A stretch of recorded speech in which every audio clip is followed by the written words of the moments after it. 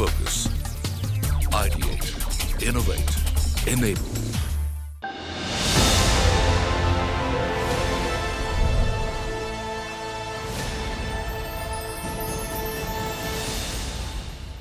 Hello and welcome to the Thought League. Today we will focus on the future of the justice system, the aspect of greater access to justice and how technology can really make it easier. We have already seen the advent of virtual courtrooms, and is this really the beginning of a technological transformation to enhance the access to justice through a disruption? To deliberate on this big idea, I have with me today the thought leaders from the world of law, author of Online Courts and Future of the Justice System. Let me welcome Richard Susskind and Cyril Shroff of Cyril Amarchand Mangaldas. Gentlemen, so good to have you on CNBC-TV18. Now, Richard, starting with you, and of course you wrote this fascinating book even before we had seen the pandemic time, when online courts, or at least virtual courtrooms, have already become a reality. Is it here to stay, and is the legal system up for a modernization? There's so many different questions there. I think what we've seen in COVID, unfortunately because of the dreadful ill health that it's bringing, but we've seen people being put under pressure, so they need to change. And in law, it's opened judges and lawyers' minds. It's changed their minds too. It's offered the possibility of resolving disputes in a new way.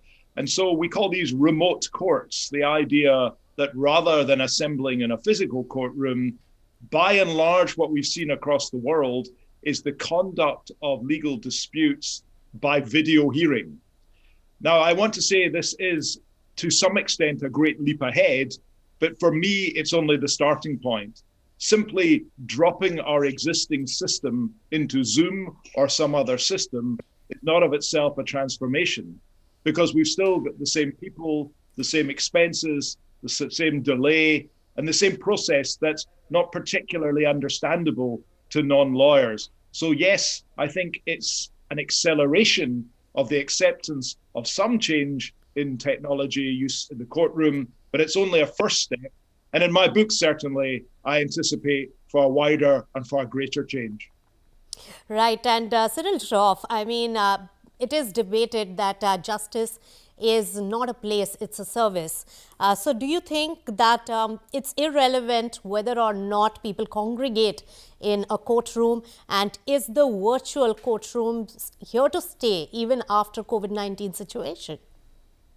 Actually, the author of that idea was Richard, when he propounded this thesis that justice is a service and not a place where you go to. And that's how we need to think about it.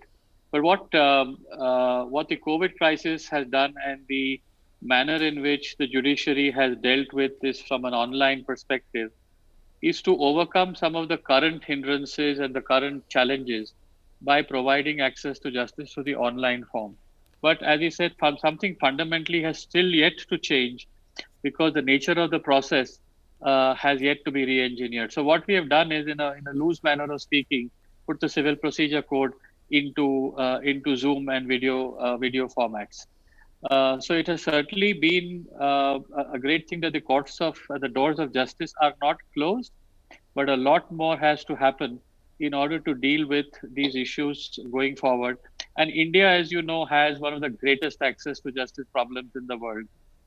Not more than 46% of the global population has access to justice, and 64% of them, I believe, do not have protection of the law. And a large part of those 64 are in India. So lots more needs to be done. That's right. But it also needs a mindset change besides just adoption of technology. What do you think, Richard? Is the mindset change really coming in the legal system towards this? The mindset change needs to happen in a number of ways. First of all, in relation to technology, I draw the distinction between automation and transformation. Automation is when you use technology to streamline, improve, optimize, make more efficient the ways we currently work. We graft technology onto our old working practices, and that, frankly, has what been what we've done in court technology and legal technology for about 60 years. But it doesn't fundamentally change the way that we work. Transformation through technology, where the technology comes along not to support or enhance our old ways of working, but to displace, replace, and disrupt, is a very different proposition. But the idea there is that we use the power of the technology to allow us to do things that previously weren't possible. So in the past, for example, we've, of course, in physical courtrooms been able to transform them to some extent by using video hearings. But the difficulty there is that the average person doesn't really know what their rights and entitlements are. So simply having the virtual courtroom doors open is not enough.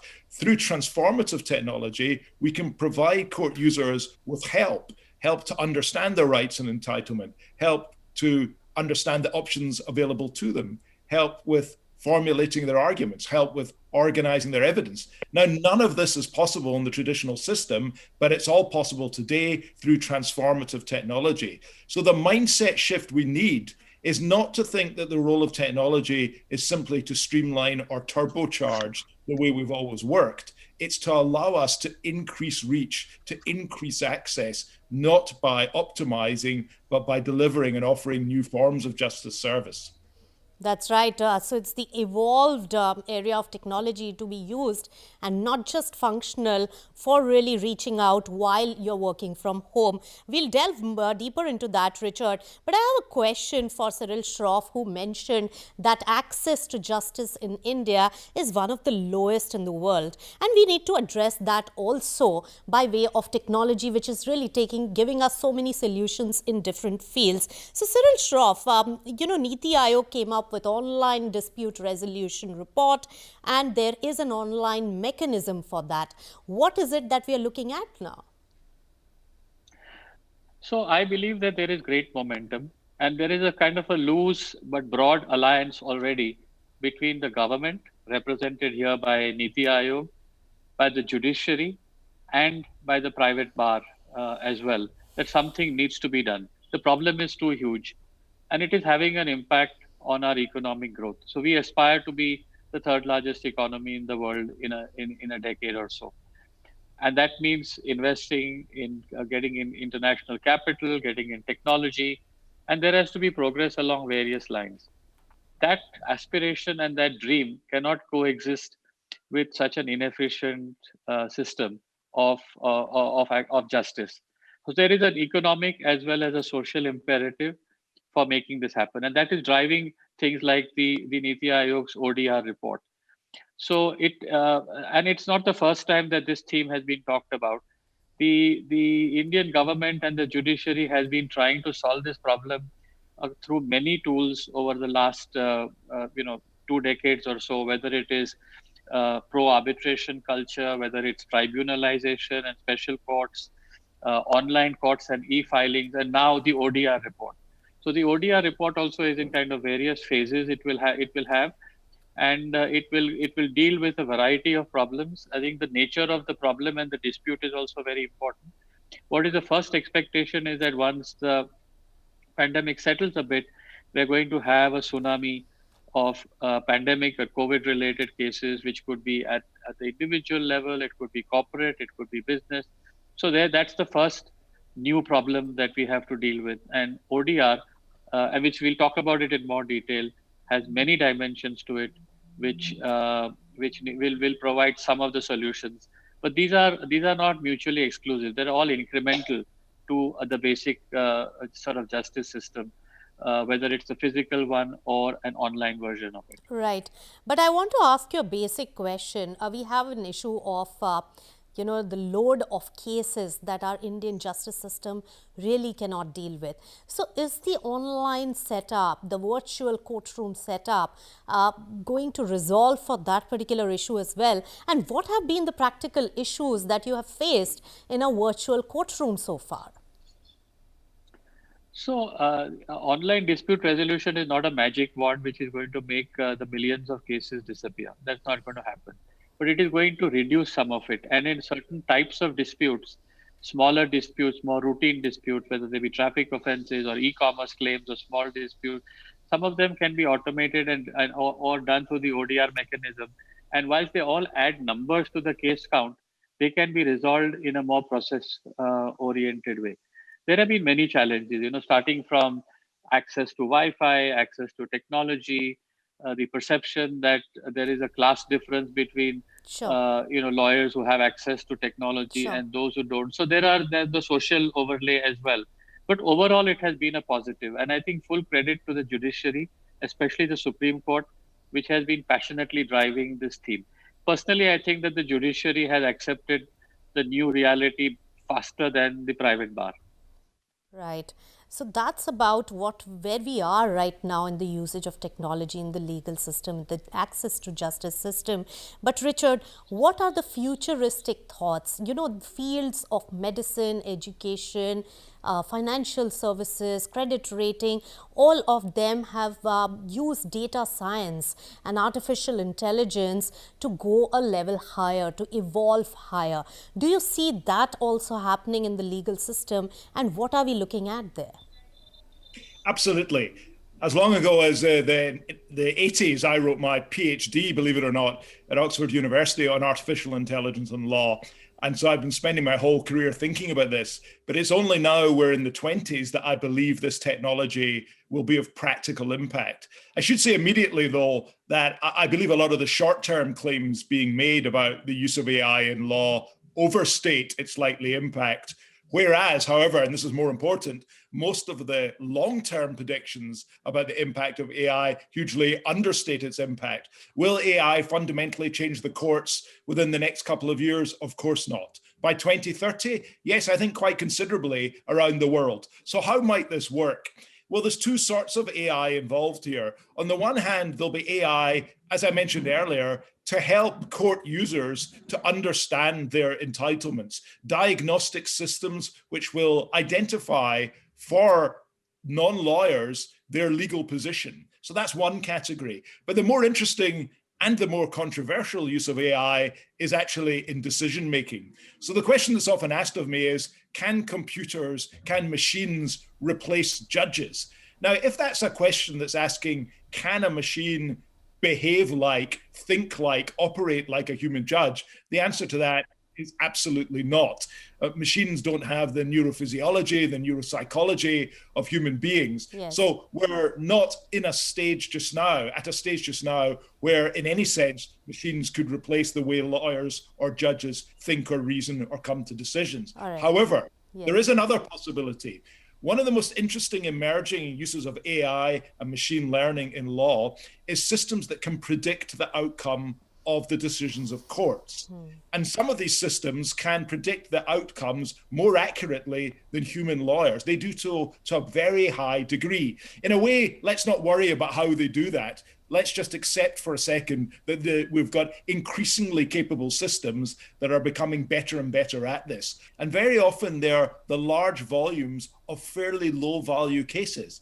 I'm not saying they're not important to people who are involved, but if these cases are never going to be resolved, we need to think radically. So, Richard, you have ventured into a very, very gripping, topic over there, and man versus machine has been the big buzzword right now. And you're now talking about prediction, and that could be based on the precedents that, anyways, law is based on. Most judgments are based on. So, I'll request you to hold your thought there and come back with more. We'll slip into a short breather, but remember, we will discuss more on upgrading the justice system and also tech-enabled decision-making that Richard was talking about, and its scope as well as its risks and threats. After a very short break on the Thought League, stay tuned.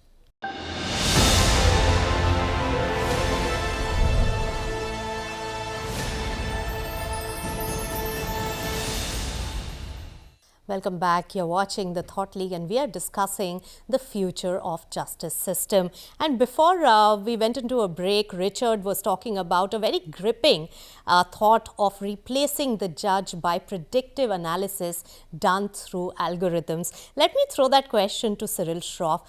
We have had this discussion in the past, Cyril Shroff, about man versus machine. Do you think in the legal system the judges can be replaced by these algos scenarios and the data analysis done by them by prediction based on the precedents of past cases? Of course not. So that's never going to happen in terms of replacing human judges Sure. and the sense of judgment that a human being can bring to sort of decide on the facts of the case and do justice. However, the trends that Richard mentioned, which are based on data analytics, can have a number of practical implications. One of which is in the sphere of third-party finance or litigation finance, because that's a big emerging trend and a topic for another day. But litigation financiers who kind of treat sometimes litigation as a corporate finance product, they go by these predictions, and that's the basis on which they make their decisions on whether to back a case or not. That's one. The second, I think it can have a big impact on the mediation culture, a thought that Richard was building up on where you actually present the reality to somebody of one of the parties and say, look, you've got a 97% chance of losing. Do you want to settle? So hopefully this kind of data analytics and the kind of culture that flows out of that can drive a mediation first culture, which is probably the need of the hour. If you've got 30 million plus cases and it is humanly impossible, no matter what you do, to resolve them through the normal justice system, why not give mediation a break and make it more center stage and mainstream? I think that is the opportunity for innovation and data of the kind that Richard mentioned, provided by technology. And it's not just precedents, it's really about the combination of factors, the nature of the dispute, the identity of the parties. Sure. The Many technology factors, not considers a just number of precedents. factors and Yes. makes a prediction. Yes, yes. And it's proven. I've seen it work. Okay, so it works, but humans cannot be replaced. Richard, that's a word coming in from Cyril Shroff. But I want... Well, can I come back on that? Sure. I think it's to ask the wrong question to ask if humans can be replaced. And because for the very reasons I'm saying, these machines can't outperform human beings. The question is there a role for the state in delivering a different kind of binding determination, not mirroring a human decision-making process, but by using some kind of predictive technology? And one answer to that is, well, that's a kind of ADR, alternative dispute resolution. It's a kind of mediated answer. But I think where Cyril and I, if we do disagree, I go maybe a step further and say, I could regard this not just as akin to the outcome of a mediation, which isn't of itself binding, but the challenge I'm putting down is whether or not, perhaps even more like an arbitration award, we could have it as a binding determination. But the question of whether or not it's replacing human beings and reasoning like judges is to some extent a red herring. My question is, are there different ways that the state can enable people's problems to be sorted with some kind of authoritative force? Sure. And these predictive systems, whether it be a mediation or an informal determination, seem to me to be a strong candidate. But I'm also not saying that this is coming around the corner over the next couple of years.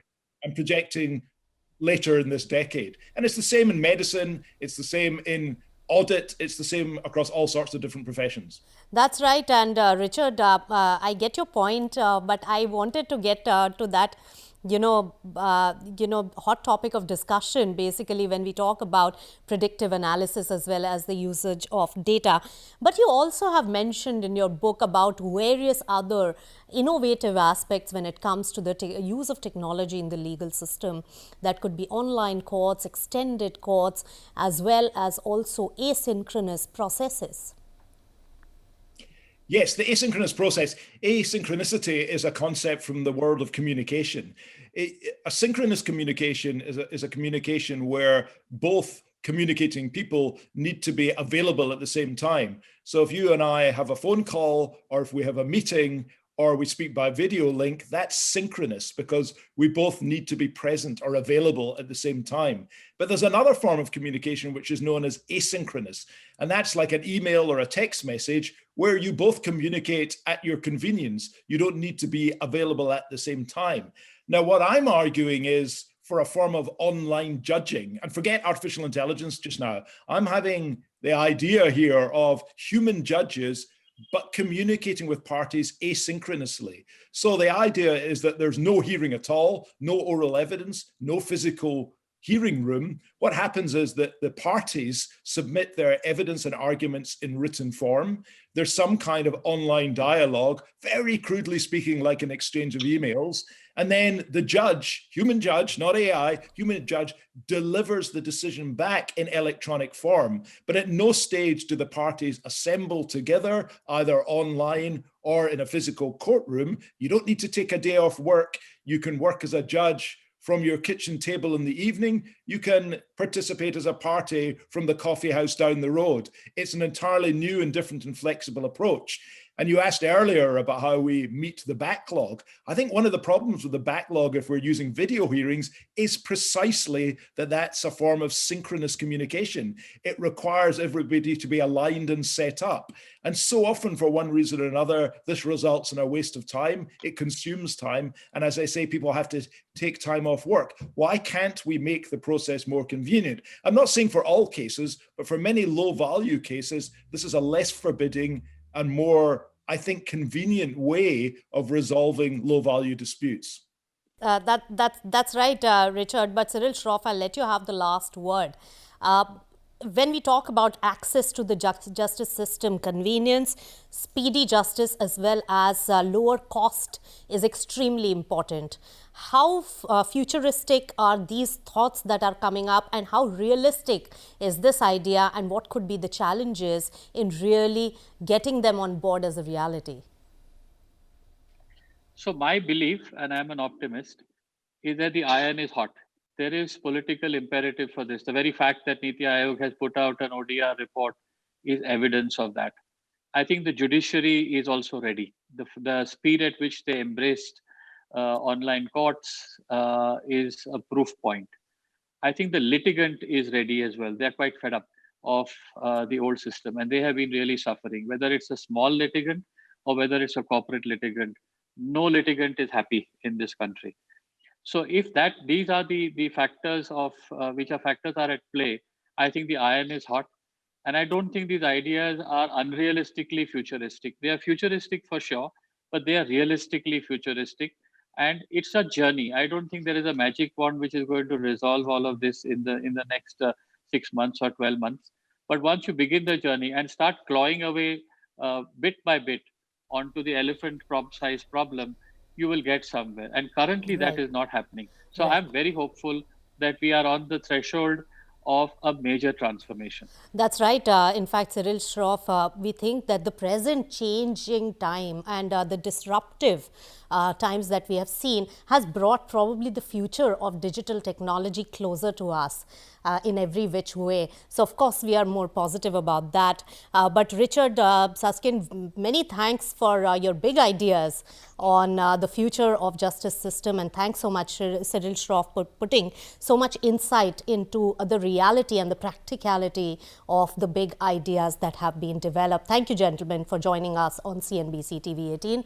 And like financial services, credit rating system, medical assessment, educational system, legal system is also headed for a disruption, and so far we have only seen the tip of the iceberg. So the delivery of justice online and extended courts, as well as artificial intelligence-based judgment, may not be far in this fast-changing digital world, is the verdict from the thinkers and experts in the legal space. With that, it's a wrap on the Thought League.